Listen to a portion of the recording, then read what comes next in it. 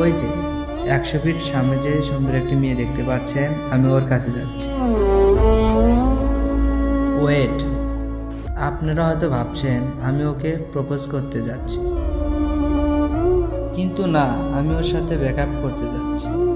হয়তো ভাবছেন এত সুন্দরী গার্লফ্রেন্ডকে কেন ব্রেকআপ করছি। ব্রেকআপ করা কি ঠিক হচ্ছে? কিন্তু কিছুই করার নেই। বিশ্বাস করেন, আমি ওকে ভালোবেসে ভালো নাই।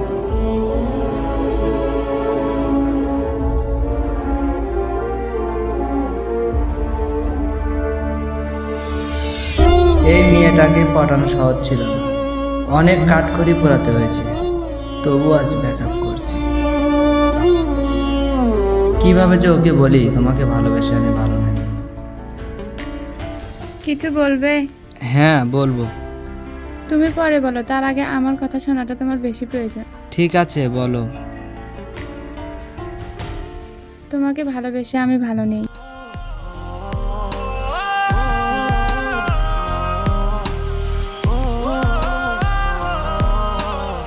ও আমার সাথে ব্যাকআপ করছে, কিন্তু কেন?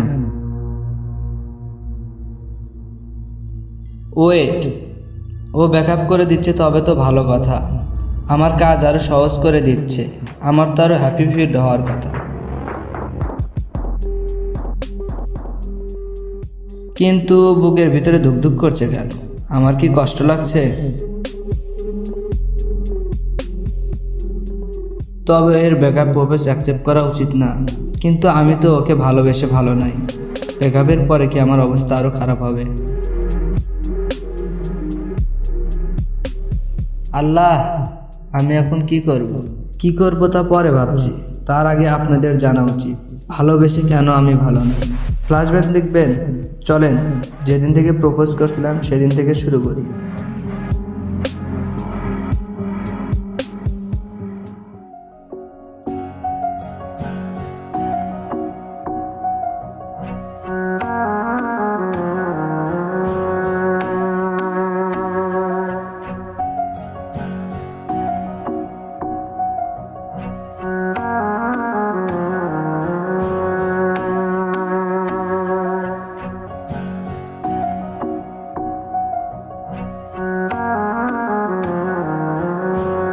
ওয়াও, সেই তো। কি ব্যাপার, এত সুন্দর কোথায় থেকে আসলো? আমাকে ফলো করা হচ্ছে, তাই না?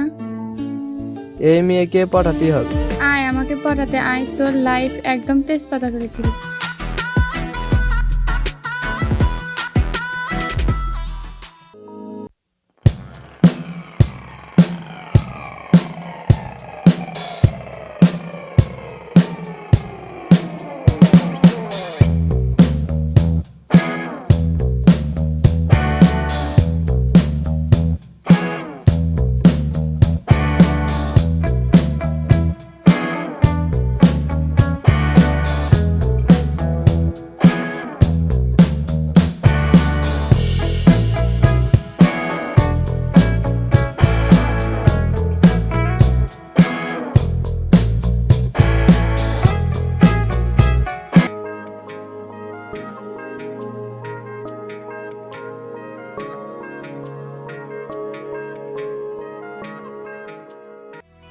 কি আমার উপর ফিদা হয়ে গেছে?